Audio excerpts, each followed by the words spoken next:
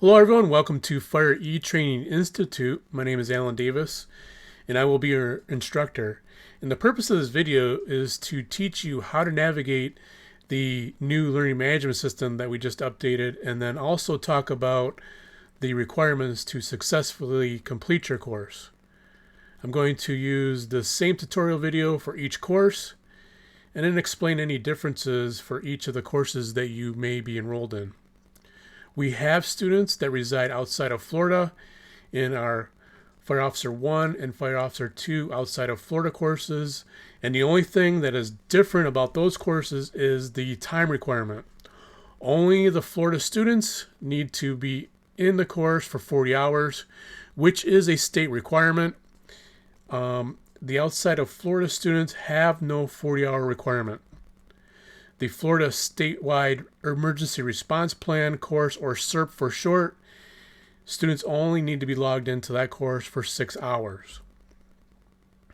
So let's start with navigation. If you go over here to the upper left hand side, you'll see where it says My Courses, and it's a drop down. This is where you can easily navigate between the courses that you may be enrolled in. And then if we move to the right of that, it says Return to Fire eTraining website.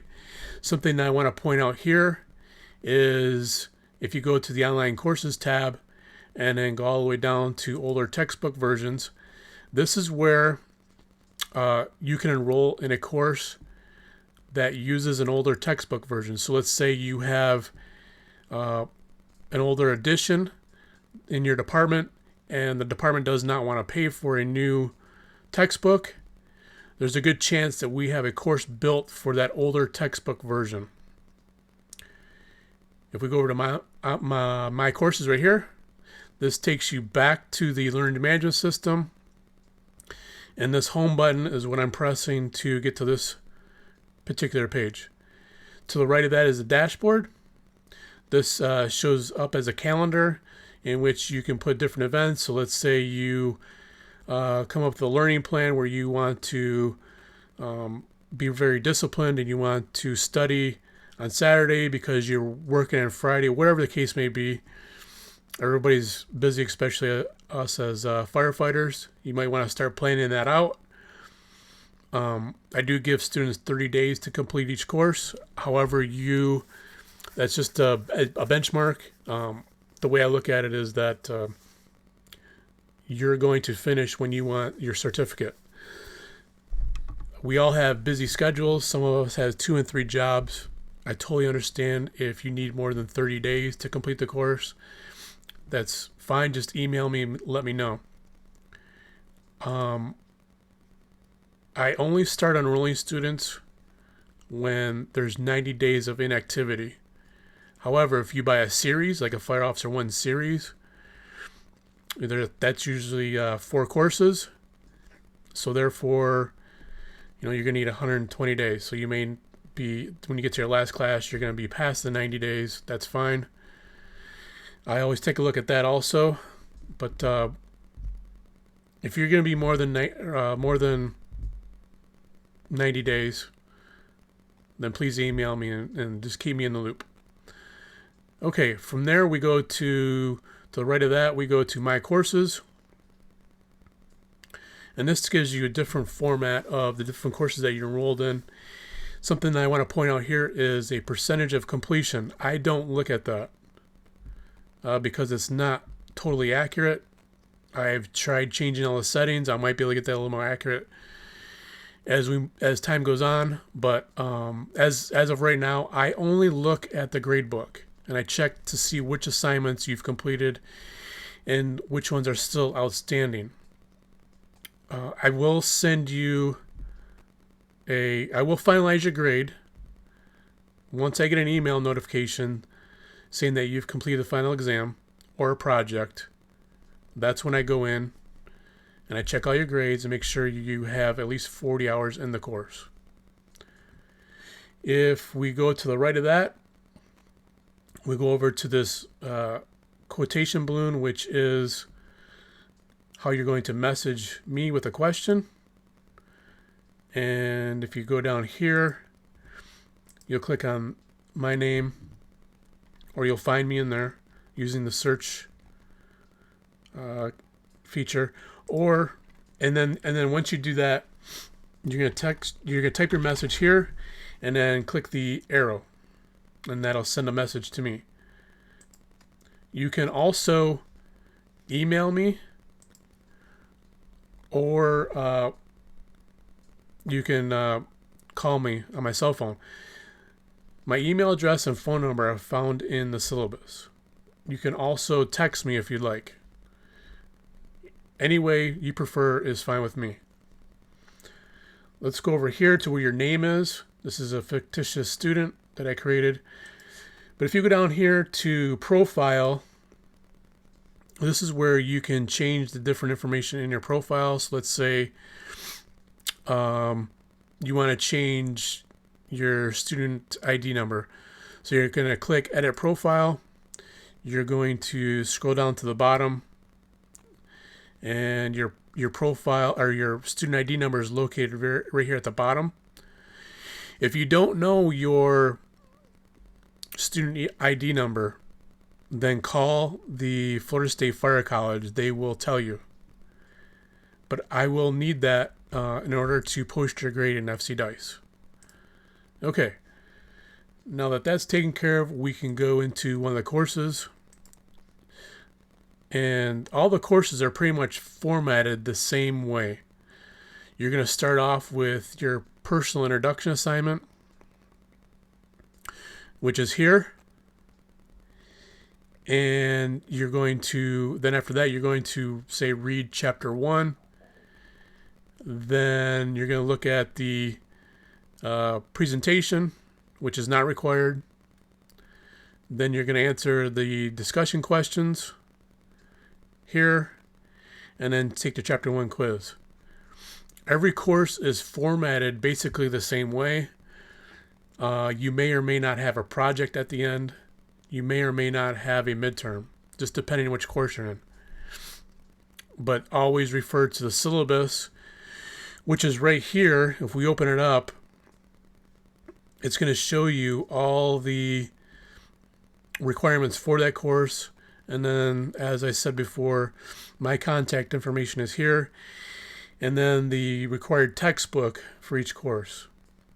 Often people want to know if they can use a different textbook version for a particular course, and it doesn't work out very well. I can just tell you from experience. They always end up switching.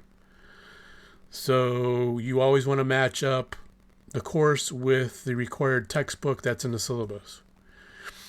Also, before you buy the course, it's always found in the course description. You can also navigate through this right here, which is called the breadcrumb trail. It's a little bit better than using the back button on your browser. So, something else I want to point out is this e-learning handbook, which just teaches you how to be a successful online student. And then we have the discussion board rubric, which tells you how I grade the discussion boards. So, for instance, let's go down to the first discussion, which is here. And you're going to answer the questions first by clicking the reply button in this box that the questions are located in. You hit reply. You type in your answer. Some students also do it on a Word document or whatever people that use Apple. I don't know which program you guys use. I don't use Apple. That's just me. But if you're using Word, you can cut or copy and paste it back into the text box. That works too. And once you answer the question, make sure you answer all 3 questions, otherwise it won't give you the full points. And then you just hit post to forum. So the way I grade is the answer to the questions is worth 7 points. And when you reply to another student, so let's find another student, you click in their box, you hit a reply, that's worth 3 points to give you a total of 10 points, which is 100% for that discussion board. I know it's kind of a pain to do discussion boards, but it is required by the state. And then to give you some ideas on how to reply to another student, you're going to follow the instructions up here at the top. Okay?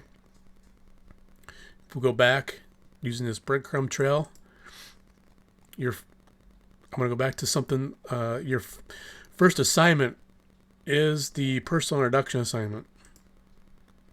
The only difference that I want to point out here is that you're going to introduce yourself by clicking this reply here, and then you're going to reply to 2 students. Okay? This is the only time you need to reply twice. When you're doing the discussion questions, you only need to reply once. There's going to be videos that help you learn a little bit more about that particular topic of the chapter that we're discussing. You're going to take the quiz, which, let's say we do the chapter quiz, which I already filled out the answers, and I'm going to show you what you do. Once you answered all the questions, you're going to hit finish attempt right here. Then you're going to scroll all the way down the bottom, and it's going to hit submit all and finish. And then you'll see this. You hit it again. Boom. And I only got 6 out of 20 because I answered all D. And then if we go back again, this is where your grade book is located. Right here where it says grades. You click that. So if I want to review the answers in my quiz, I can click on a particular quiz, and then you're going to click on review. This will tell you which page to go back to so that you can get the correct answer. And what I do is I use the same questions that I use in the quizzes, and I put those into the midterm and the final. So you're going to see the same questions maybe 2 and 3 times. I'm just trying to make this as easy as possible for everybody, but yet so that you learn as much as you can. The quizzes are not timed and they're open book, so they should be really, really easy. So if we go back again, working over to the right hand side is where your course time is.